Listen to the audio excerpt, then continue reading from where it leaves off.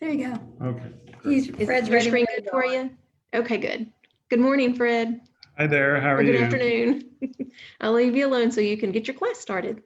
Thank you all for your patience.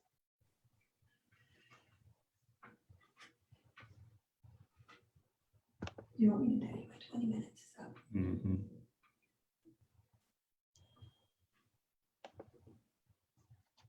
Tell me when we're ready. We're ready. You take it away. All right.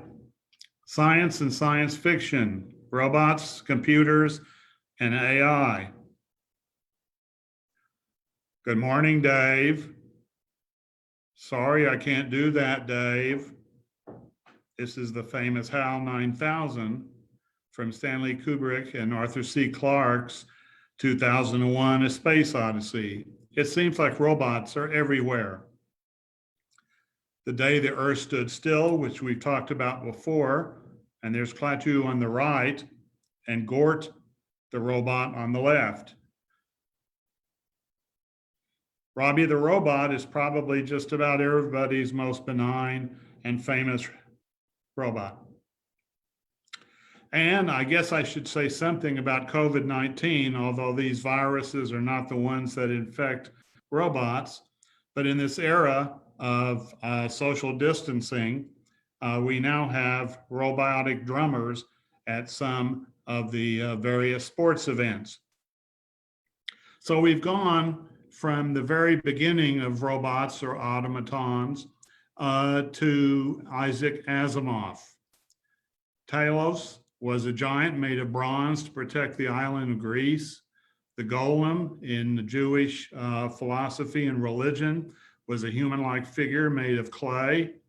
And you can see that from the 16th century, maybe Da Vinci, through the 18th and 19th century, there was thinking of robots. So it goes back a long ways.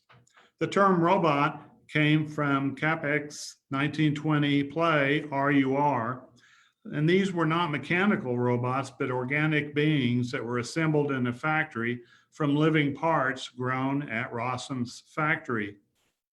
It was the term robot was adapted from an old Czech word referring to, and this is very interesting, forced labor.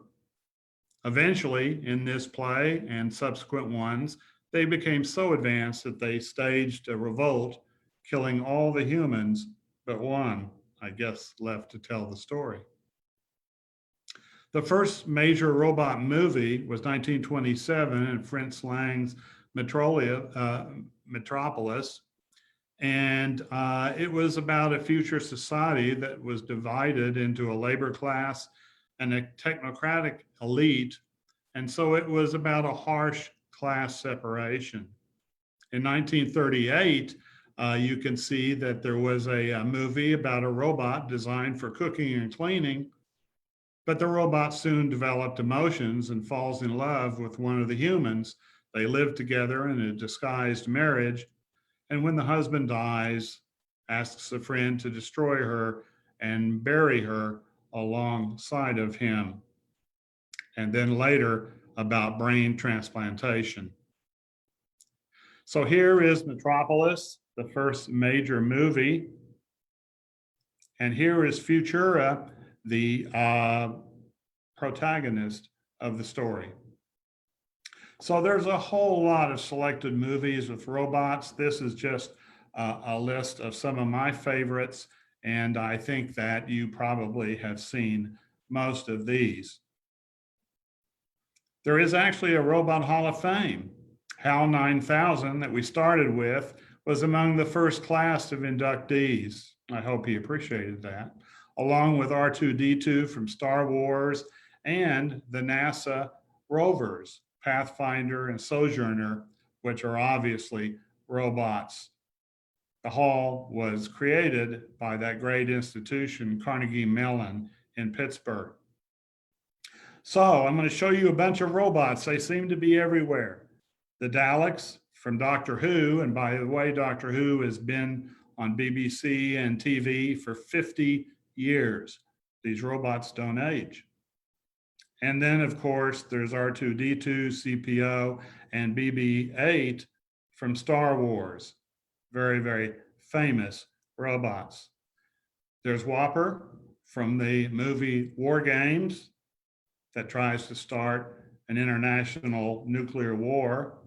There are cyborgs from Battlestar Galactica. And of course, here's the gunslinger, Yul Brynner, from the first rendition of Westworld. The ex-governor, not president, the ex-governor of the state of California, you can see here, is T-800, otherwise known as Arnold. The Borgs, very important in the Star Trek series.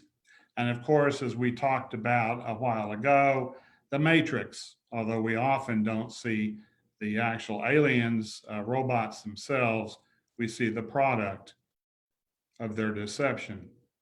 And of course, there's Data. And of course, from iRobot, there is Sunny. One of the most recent is TARS from the movie Interstellar. The first person, you never know who the first really is for lots of reasons we can talk about later, but the first computer code, so-called, was produced by Ada Lovelace, who was, interestingly enough, the daughter of poet Lord Byron. Remember, Lord Byron has something to do with Mary Shelley and Frankenstein, so I guess it runs in families. Anyway, she did it on punch cards in the 1840s, and now the Lovelace test is, can AI, artificial intelligence, create an original art of work? And the answer is yes, and also a Bach-like symphony. Here are the original computers, so-called. They were women who weren't allowed to, in general, to be professors or get graduate degrees, but did all kinds of arithmetic and mathematical formulas to derive such things as where missiles were, how airplanes flew, how stars were aligned in the heavens. And so they were really the first official computers. Babbage came up with the idea in 1820. Vannevar Bush, no relation to the presidents, developed differential analyzer, the first computer, and I'll show you pictures of ENIAC, the first commercial computer, UNIVAC.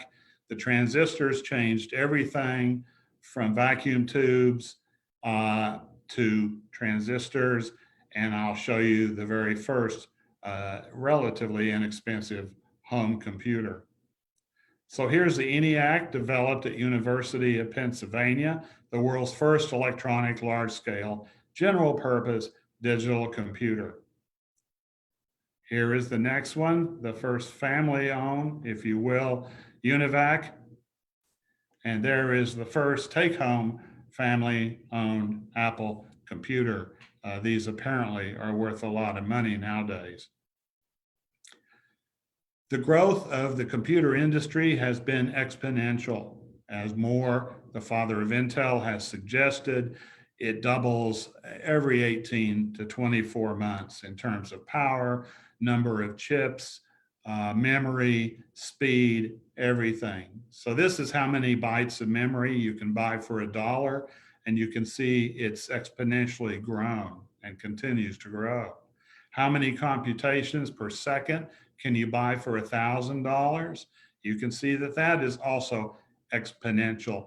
Realize that the y-axis on the very left, bottom to top, is logarithmic, not linear, orders of magnitude, times 10, times 10, times 10, and so on. So the growth has been absolutely extraordinary, from vacuum tubes and magnetic tapes to smaller and smaller and smaller transistors. And here's a picture of one up close and personal. So computers are cheaper, faster, better. The computer costs have come down. The memories have increased. The hard drives have increased. The cost, as I said, has come down to even less than maybe $100 for some. And there's more computer power on your iPhone than they had in the Mercury or the Apollo transits, if you will, to outer space and the moon. Anything that we send up that is a rover is a robot and partly computerized. Anything we send out into outer space is in essence a robot and computerized. So I'm going to show you some pictures of robots. Since 1950 and on, a major use of robots have been in the car industry. And here you can see evidence of that. Now, as an aside, the Guinness Book of World Records, which I read regularly, not really, said that the first human death by robot took place at the Ford Motor Plant in Michigan in 1979 when a mechanical arm, like this one, struck Robert Williams a fatal blow to the head. I need to indicate that that wasn't the robot's job or mission, is that Robert Williams, as I heard, either forgot to turn it off or got in the way. The same thing has happened with self-driving cars when the first person that died stepped off of the curb unexpectedly. So it's not robots that may do things that you don't think they're going to do. It's human beings. It's us. When I was a visiting professor in Tokyo, they showed me a laboratory. This is Honda, but it was designed by Toyota. And what was interesting is that while they were showing me this huge area that only had about 20 people behind computer screens, I ran a lab that had about 400 people in something that size. A robot came up to me on its track and beeped and asked me to pleasantly get out of the way. So robots have been useful in industry and medicine for a long time. How many robots does it take to unscrew a light bulb? One. Artificial limbs. And here's a scary looking robot whose only purpose in life, I guess, I don't know if I can say that, whose only purpose is Rubik's Cube, to solve the cube. However, since in 2015, there were over 10,000 drones produced by DARPA and the Department of Defense. And if these are autonomous, that obviously raises an ethical issue. People are trying to make robots more and more and more friendly. And I see I've got a pop-up that says, Sharon is entered the waiting room for this meeting, and I'm going to admit. And so people like to have friendly robots. And now I'm stuck for some reason, and there we go. And so they're becoming more and more face-like. And I'm not going to give anyone the email for this, but about 50% of robots are produced and utilized in in Asia, and 40% of those are in Japan. There are even said to be sex robots. Isaac Asimov, the author of 500 books, professor of biochemistry at Boston University, has come up with these three very famous laws of robots. A robot may not injure a human, as Robbie the Robot showed in Forbidden Planet. It must obey orders given to it, except not to injure a human. And the third law is to protect its own existence. In the movie I, Robot, it showed you that there's even a problem with these three laws and what happens if humans cause harm to humans, should the robots intervene. Well, here's maybe one of my favorite robots. This is Marvin, the paranoid android who is depressed in the movie by Doug Adams, The Hitchhiker's Guide. Yul Brynner, who Jeannie and I actually saw in The King and I on Broadway, has moved from being a king to a robot in the first rendition of Westworld. And here is, of course, Dolores from the most recent Westworld, all robots. This is Vicky from the movie I, Robot. So outside of movies, robots have lots of usages. They are used in the 3Ds, if you will, dangerous, diverse, and so on. They're used in manufacturing, cleaning houses, surgery, as we'll see, military, as we've seen, in labs, drones, education, and you can read the list that they're utilized for all kinds of things. It's interesting that Hans Moravec has suggested that, the human being brain does all kinds of things that we just take for granted. And to try to transfer that by structure or by function to a robot is not quite as easy as it sounds. For example, to get from one room to another, neuroscientists would have to have 7 to 10 pages single spaced to get that human being from one room to the one just down the hall. So we do lots of things that we take for granted, like walking. The birth of the term AI came out of Dartmouth Conference in 1956 by Marvin Minsky, one of the fathers of AI.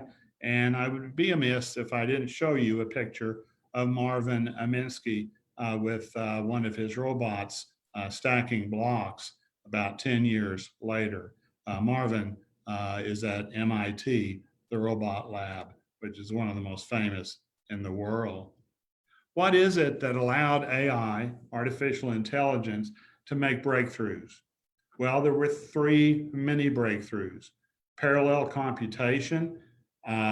We are not very good at doing multiple things, multitasking, but computers are. Big data. Obviously, if you have 100 chess games to play them, they remember and learn and get very good. There are better algorithms that are approaches. If you have A, it leads to B, it leads to C, it leads to D. And so the definition of algorithm, if you're not familiar with that, is a step-by-step recipe or procedure or process with a discrete number of steps or rules that you follow to achieve a mission, a goal, or solving a problem or a calculation. So it's a little bit like baking a cake, sorting numbers, searching texts, and so on. AI is defined as a computer program that learns and adapts. There are different techniques that I'll show you, some based on knowledge and rules at the time of instruction, and some that the computer itself learns. AI would be able to do what we cannot do. It, in essence, is an alien intelligence. It can think things that we can't think. And it may actually help us try to understand lambda, dark energy, dark matter, quantum gravity, but that's for another time. It's been suggested that before the end of this century, 70% of today's occupations will be replaced by automation, jobs that humans can't do, don't want to do, so on and so forth. The issue with AI is that we have never dealt with entities that are smarter than humans on this planet. We seem to be the tip of the iceberg, the top of the iceberg in terms of cerebral thinking.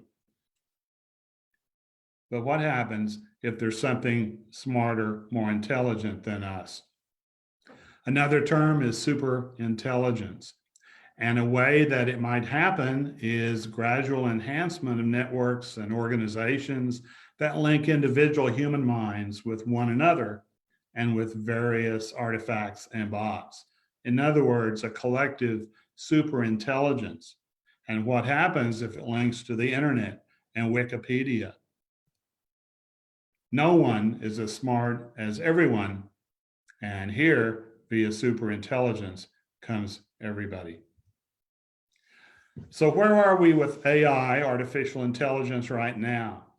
You've been getting robocalls, I'm sure, like everyone else. We know that if we utilize Google, Amazon, etc., they kind of know what books we like, and so they will send us notes. You might like this book. I don't know how they do that, but they do it. the quick buying and selling of stocks, and we'll get to the fact that computers can single-mindedly, can I use that term, beat world's experts in chess and checkers and all kinds of other things. And of course, we have Siri, Alexa, Cortana, and all kinds of voice and face recognitions, as well as translations.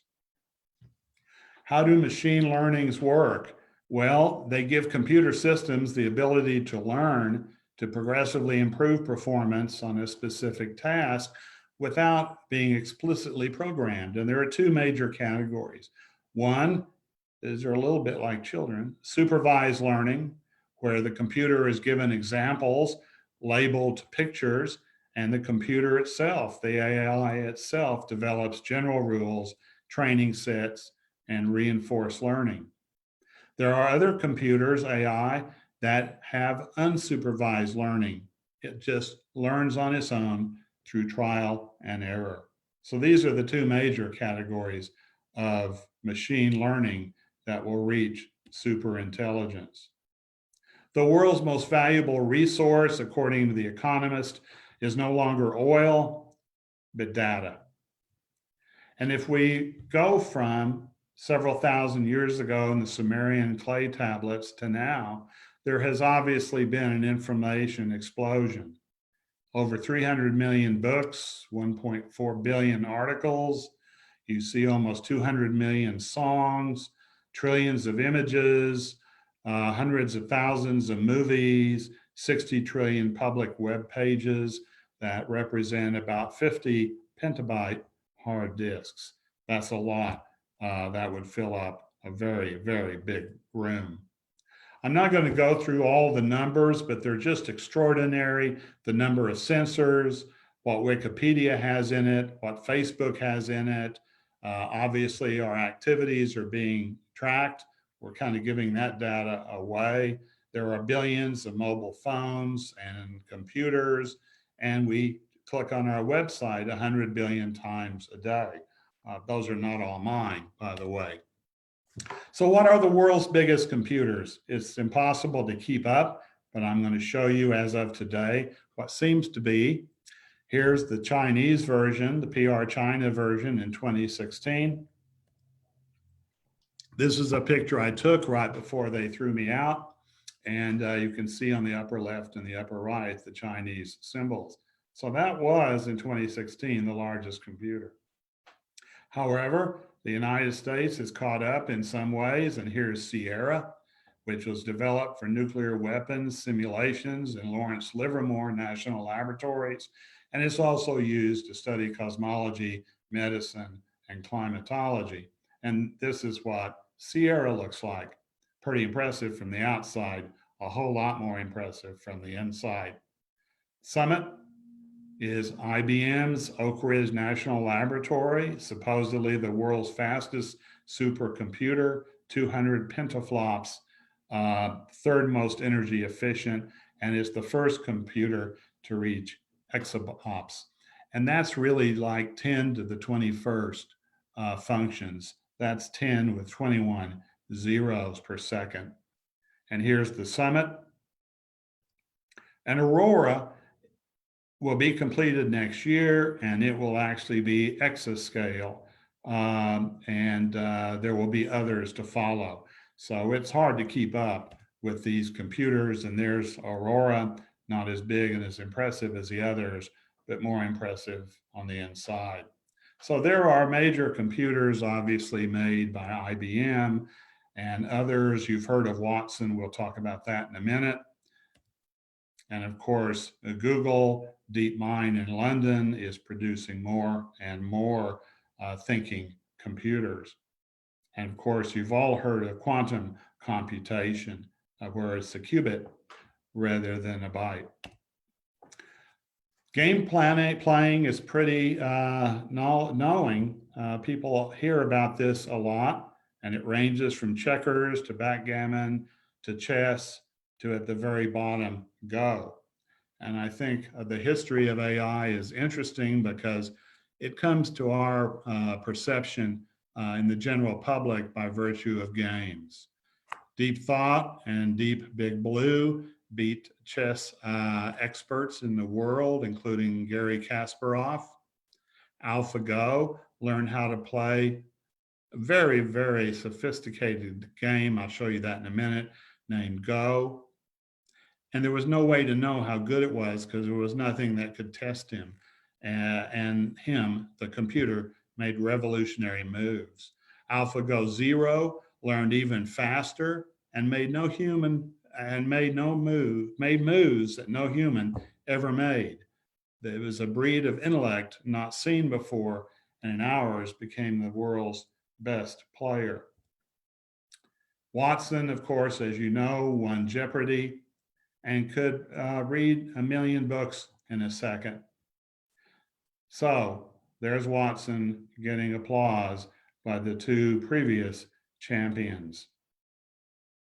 Computers have won Texas Hold'em. And the most incredible grandmaster of chess of all times is Magnus Carlsen from Scandinavia. And he decided after AI beat him that he would train with AI and that they would teach each other. Go is probably the most complex game that can be played by human minds. And just to give you an idea, Go has 10 to the 170th power moves. That's 10 to 170 zeros compared to chess, which is orders of magnitude less. In fact, the developers of Go computer said, I've never seen a human play that move. And I don't know how the computer did it. And so it seems to be a different kind of consciousness, perceiving things in a completely different way than humans. DeepMind, I think you've all heard about, plays randomly, learn, and gradually improved. In 300 games in 1 hour, it improved so much that it never missed. And in second hour, it figured out loopholes that none of the 1 million previous human players discovered. So how does it do this? Well, in a way, it stimulates the brain. It's a group of interconnected neurons that are able to influence each other. And David Hebb, the neuroscientist, said neurons that fire together wire together. And that may be the essence of memory. And so here is a model of the human brain, connectome, of how neurons connect with each other. And if you look phylogenetically from amphibians on the left to rodents, to carnivores, to primates, to humans, you'll see that this development of the frontal cortex, that's the layer that covers the frontal part of your brain, develops, if you will, in different layers. And the same thing happens with newborn humans on the left, to 1 month, to 9 months, to 2 years, to adult, is you have multiple layers of neurons interacting. And so neural nets in computers are basically like that. There are multiple nodes that receive inputs. There are many, many hidden nodes, different levels, that eventually will combine together by hook or by crook and develop outputs. And that, in essence, is what a neural network of interconnected neurons is like. There's an entity called backpropagation in which the learning algorithm is used, and it propagates backward through the layers that make up the network, and it recalibrates their setting, probably like, in part, what the brain does. So it eventually homes in on the correct answer.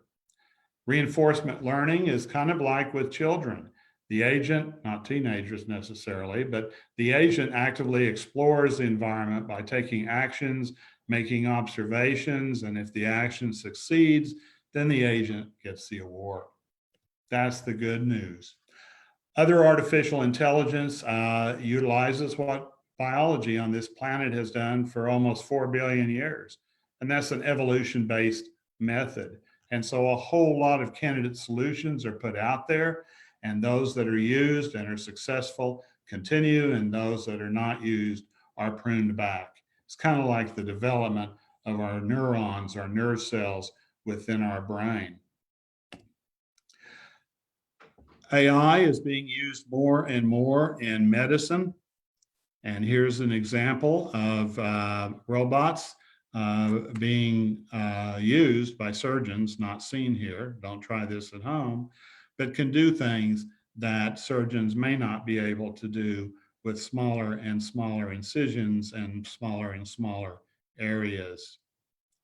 DeepMind in medicine is approaching all of these problems. It's hard to know, even if you have the amino acid sequence of how a protein folds. That's important because basically a virus is like a key and a lock, and we have to decide how viruses or other hormones, if you will, get into various cells.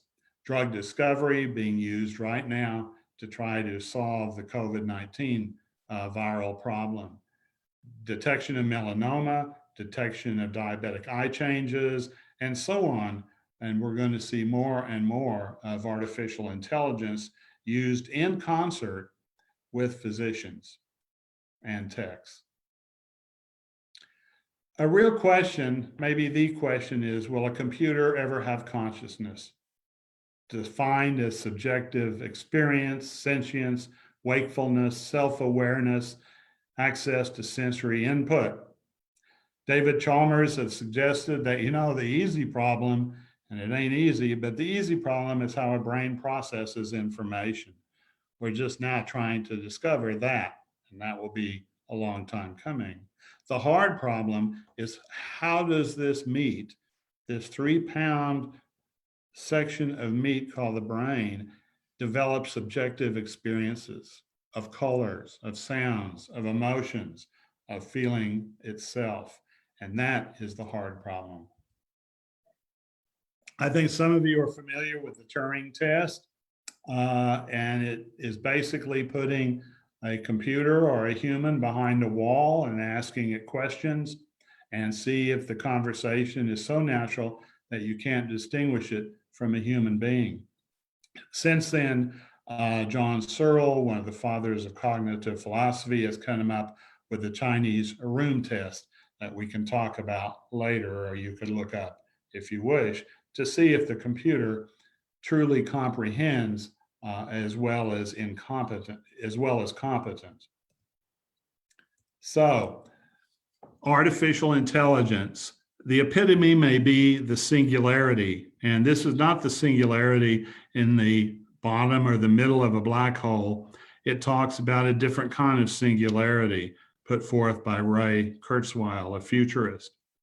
And Ray thinks it's a singular period of time, probably around 2014, 2049, in which the pace of this technologic change will transform human life.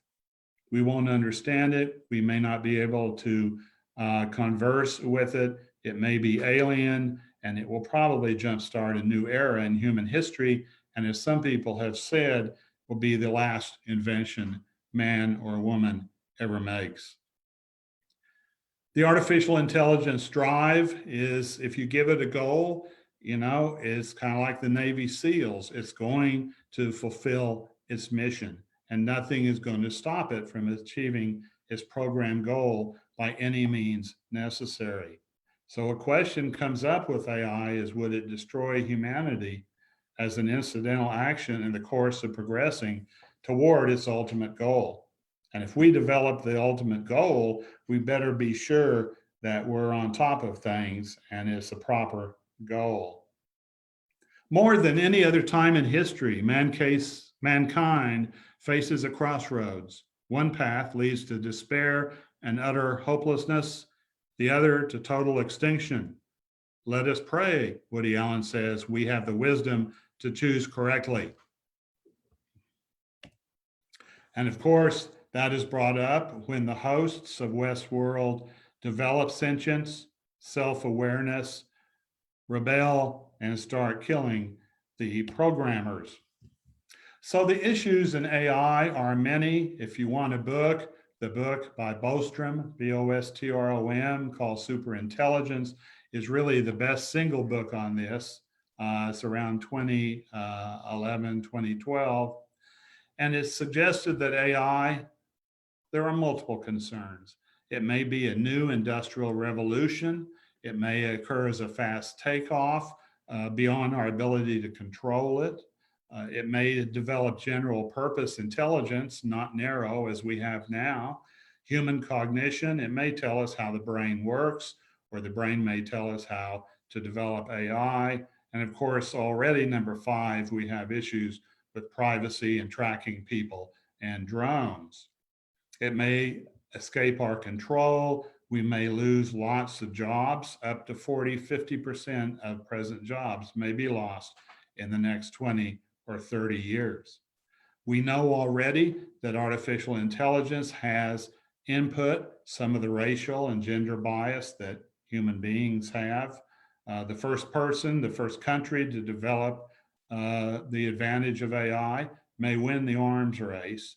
And as you're going to see, there's a great sucking sound in universities where most of the professors in AI are being recruited by the big 7 companies like Google and Apple and Microsoft and so on. So here's Ex Machina, and it shows you the robot that acquired sentience and eventually rebelled on its producer. Issues in AI include, as I mentioned, loss of jobs, virtual assistants, sex robots, brain extenders, et cetera, et cetera. If humans don't want to do something that's dangerous or dirty or boring, then here come the robots that will be able to do that. If you lose your job, then that is an issue also. So here's the large sucking sound. That's what's called by others, where these companies are appropriately developing AI departments and taking the professors from universities at really megabucks, even those approaching an NFL quarterback, although they couldn't throw a pass if they had to, but they can develop AI. So the question is, who will be left to teach the next generation? So the problems with artificial intelligence, there are lots of opportunities, there are lots of good things. So I want to do this balanced, but there are also problems. It's so complex, there may be unintended consequences. And so safeguards may have to be developed. This is going to be an alien mentality, not human-like, something the likes of which we've never seen, or as one computer programmer said, I don't know how they did that. I don't know how they did that. So programmers have no deep understanding of how the combined systems work. AI is foreign to us. Its major goal is to achieve its goal, and we better not get in its way. We need to make sure it doesn't harm us. And of course, times change, environment change, and we better make sure that we update the AI because our vision of certain groups of people has changed appropriately over the years and decades. So artificial intelligence will eventually become self-aware, self-improving systems that may develop other systems. As I said, AI may be the last invention we need ever make because AI will take it from here. In a way, it's similar to humans. There will be efficiency, self-preservation. I'm not going to achieve my mission if you turn me off. Resource acquisition. It's been shown that AI can search for energy, for the resource to do what it needs to do. And as I mentioned before, it can even be creative. There are AIs that have developed Bach-like symphonies or pieces, and some experts in music can't tell which ones are produced by AI and which ones were produced by Bach. Sort of a Turing test, if you will. So how would AI achieve superintelligence? Well, we live in a highly networked world, and if it escapes containment, if you will, into the internet Wikipedia, everything, the cloud, then, military and civilian drones, research labs, manufacturing plants, electronic payment systems, financial assets, increased use of automated information filtering and decision support could all be controlled by this interconnected superintelligence. So as I come toward the end of this presentation, how do we control AI? And this is being discussed a lot. One is you box AI in. You don't let it out. You don't let it escape containment. And you can do that maybe with a Faraday cage where there's no physical electromagnetic connection with the outside world, and it hasn't escaped containment by connecting to the internet. You can have it under surveillance. You can block it. You can have tripwires that will tell you what's happening and shut it down. And there may be motivation selection method. But if it's a whole lot smarter than human beings, it may be able to outsmart us in that way as well. And finally, artificial intelligence, so pogo effect. We have met the enemy or the challenge, and it is us. How can we be trusted to make good design decisions, realizing how foolish, ignorant, and narrow-minded we are? How will we not lock in our prejudices and preconceptions of the present generation? And this has already been shown in AI, that there are biases put in one way or another that decreases face recognition in Blacks. What do we want the superintelligence really want? If we say, I'm going to kill my boss, and I won't because I have a great, great boss. But if you say that and the computer AI hears that, you may have a problem a la Soprano. So in 2009, the Association of Artificial Intelligence, the leading scholarly organization for AI, held a meeting in Salomar. And that's the same place in 1975 that the gene transfer people, the biomedical genetic people got together to see if there should be rules and regulations regarding recombinant DNA. Same place, years different. And they held a conference on not on genetic organisms, but on AI. What are the problems going to be? And this is a picture of half of them, and they are the world's experts in AI, both the development, the programming, the philosophy, the good news, the hazards, and that is continuing to be discussed on our behalf. So I think I'm going to stop there. And I know that we have two Davids. I started with HAL 9000 saying, good morning, Dave. We have two computer mavens that have worked with Cray Computers and other companies. And if there are any questions regarding computers, I'm logically going to punt to them. So let's stop there, Gina, and see if we have any comments or questions. I have a question. You bet. What's the Chinese room test? Okay, thanks for asking.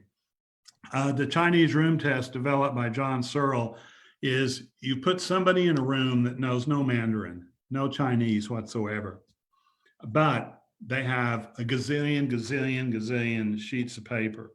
You feed them a paper and it has all of these Chinese symbols or some of the Chinese symbols on it. And so that person in the room basically can compare it to the gazillions of sheets that they have, come up with a solution that's been translated and hand it back. Now, Daniel Dennett has suggested, and he's at Boston University, D-E-N-N-E-T-T, has suggested that that is not comprehension, that is competence, but not comprehension. And so he's suggesting, John Searle is suggesting, that this might be a better test for self-awareness, intelligence, and so on. Obviously, we have a problem. And that is, let me just go to this. What is intelligence? Is it one thing? Is there what's called a 1G IQ? Does it change? Or are there 7 or 9 or 11? It's like multiverses, forms of intelligence. And so I think that we have a hard time deciding on intelligence in humans, much less intelligence in computers. But marrying the two, that is, trying to have the brain emulate computers and computers emulate the brain, may tell us a little bit about both. Other David's out there, do you have any additional comments about intelligence, Chinese room syndrome, Turing, so on? Don't be shy. Go ahead and unmute your microphone if you have any questions or comments. I'm retired. I don't have to be self-aware anymore.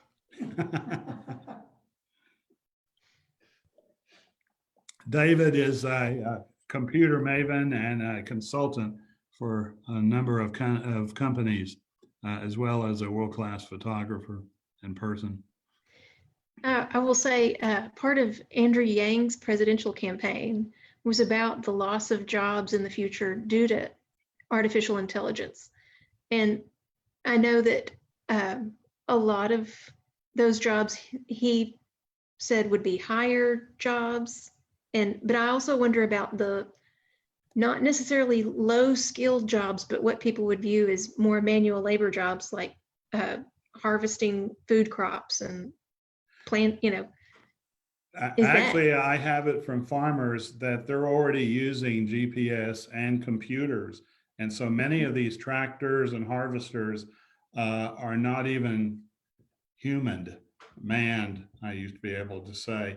And so it's likely, as you see here, and that's a very important question for several reasons, is we are talking about loss of repetitive, routine, predictable, dirty, hazardous jobs. And you can see here that how AI is being utilized. But if you look at the danger zones on the lower left, that is the risk of replacement of physical labor, then fast food, restaurant cooks, dishwashers, fruit harvesters, there you are, truck drivers, assembly line inspectors are in danger. Interestingly enough, if you go to the upper right-hand corner, the safest ones are elderly home caretakers, physical therapists, hairstylists, dog trainers, and so on. And here is another example of what's in the safe zone, upper right, psychiatrists, I guess.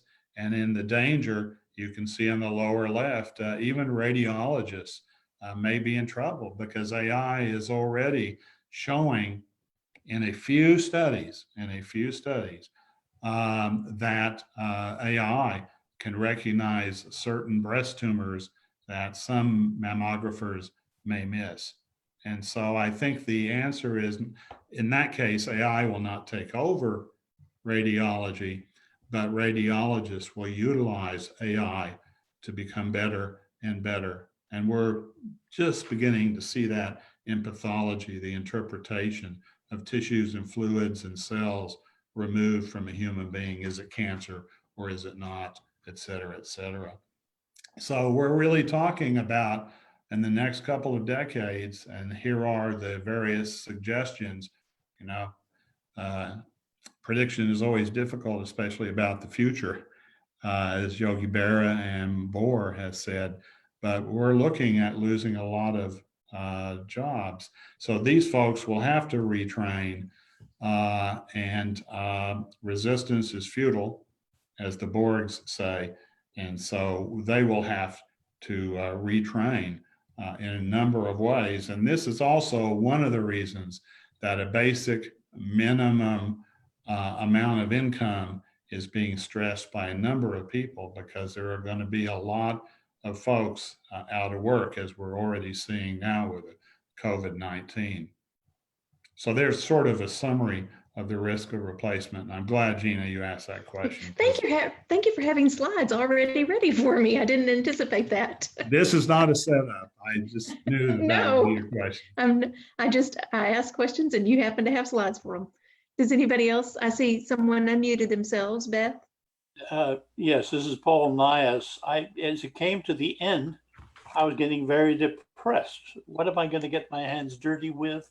And then, thank heavens, you started talking about cooking, and I can't imagine an AI or anybody else having the delight of changing flavors, of recognizing flavors. There is room in our humanity for special creativity. You're absolutely right. One of the hardest things when we present something with science, medicine, ethics, religion, philosophy, psychology is balance. I guess Aristotle was right. There is a middle way. And so it's really important to do not only what are the negatives, but what are the positives. And I'll just give you a recent example I was reading about. We're all worried about side effects of various drugs. And I'm not going to go into politics and drugs and all of that. However, it is true that drugs may have serious side effects, but they also have the effect for which we're prescribing it. And we need to look at both sides of the ledger. It's kind of like there was a book written about Christianity, and on one side of the ledger, it said, look at all the wars that presumably were caused by religion. I don't believe that. But let's look at all the good that it's done in terms of hospitals and clothing, health, food, caretaking, etc. So I think it's the same thing with AI. Is Nick Bostrom has a great book, as I mentioned, called Superintelligence, and he goes into, and it's really a fabulous book. He's a sociologist, philosopher from Oxford. You need to look at both sides of the ledger. I guess my final answer to that is if you go to Hawaii and look at this Buddhist temple, it says on the very top, you have been given the key that opens the gates of heaven. The same key opens the gates of hell. So technology can be used politically, economically, colonially, for good or for bad. And we need to recognize that there are two sides to the ledger. So you're absolutely right. I think that we shouldn't be depressed. I do think we should have canaries out there that will detect when something goes wrong, but I certainly don't want to be a Luddite and to continue to try to solve the problems of the future with the ideas of the past. I sound like I'm running for office. I'm not. Roby has a question. He's unmuted his mic. All right. Yeah, I guess that there's a corollary to what you just said is that, you know, part of intelligence and even how we have programmed AI to be intelligent has to do with satisficing answers. You and I have talked about this before. Herbert Simon's famous work on satisficing is, you know, this solves the problem. It may not be the best answer, but it solves the problem. But the other side of the issue is that we've always said that, and we have pretty good evidence of it, is that we learn best by making mistakes. Is artificial intelligence built wrong? Is it basically, instead of making mistakes and correcting from the mistakes, that artificial intelligence is about getting a satisfactory answer and then improve on it? And if that's the case, is that really what we meant by intelligence? It seems to me that reinforced learning, that evolutionary approach, that Hebbian philosophy, use or lose, is initially these computers that have this kind of learning learn by their mistakes. And so those are not pursued. And it's kind of the same way that we supposedly do it in science, falsification. If you follow this path and it's wrong, you try to find another path unless you're really married to that first path. And so I believe that a lot of AI is dependent initially on making mistakes, that when they're shown a picture unlabeled, they'll call it a cat when it's really a dog. But then later on, either through backpropagation or through evolutionary approach or through making the mistakes, they will eventually arrive at the right answer. So I couldn't agree with you more, is that we learn a lot more from our mistakes than we do our successes. Absolutely. This is probably a disanalogy, but it kind of reminds me of Shakespeare. You know, the essence of the protagonist, the hero, or at least the leading figure, is sort of defined, refined by the foil, by the antagonist. So we probably learn more from our mistakes than we do our successes. And I think that is one of the way that AI gets to where it wants to be, is seeing mistakes and by hook or by crook, knowing it's a mistake and continuing down another path. Do you have a follow-up to that? Well, the follow-up was not a direct relationship, but it was the question ultimately about AI in movies and robots in movies. And it seems to me that, you know, probably someone a lot brighter than me can get the right categories, but at least there's a couple of different categories.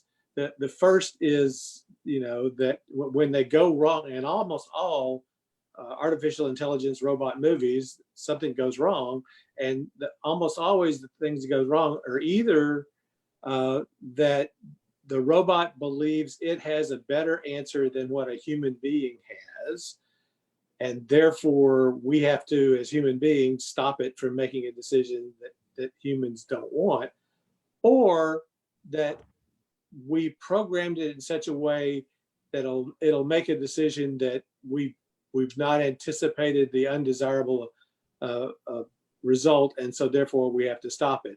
Hal is always the best example, at least to me, in that movie, because Hal determines that the human beings wouldn't have done it right, and so therefore he has to take other action, and the human beings have to stop him.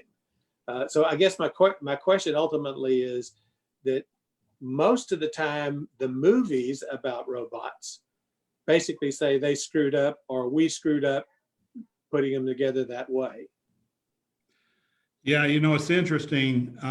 In a previous presentation, I had read that if you look at monsters, bad things, bad life forms, and bad robots, 80% in the literature heretofore are nefarious, bad things. Why is that the way it is? Well, I guess you have to have poetic license, and it creates drama. You can't have a good guy or a good girl without a bad guy or bad girl. Can't have a good robot without a bad robot. I guess it's kind of like life. And so I suspect that's a little bit of a projection, not exactly anthropomorphic, but a projection of our psychology, is that fear drives a lot of stories and a lot of thoughts. That would be the only thing, is I haven't seen written what percentage of robots are bad in the literature or on movies or on TV. But I can tell you across the board, in terms of all kinds of life form, 80%, 4 out of 5 are bad. That may be a function of us rather than really what happens out there. Other comments or questions? Thank you, Roby. I see some shaking heads that say people don't have questions.